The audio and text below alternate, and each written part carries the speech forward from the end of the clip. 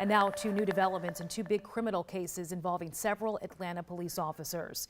The attorneys for Rayshard Brooks and Tanaya Pilgrim say the newly elected DA of Fulton County has transferred their cases to Georgia's Attorney General.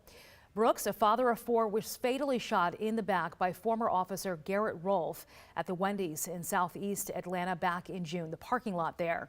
DA Fani Willis is asking another prosecutor to take over the controversial murder case, reportedly due to the alleged questionable conduct of her predecessor, Paul Howard. Just weeks before that, Spelman student Tanaya Pilgrim and her boyfriend were pulled from their car and tased by officers during the George Floyd protests in downtown Atlanta. Howard charged the 6 officers involved with excessive force.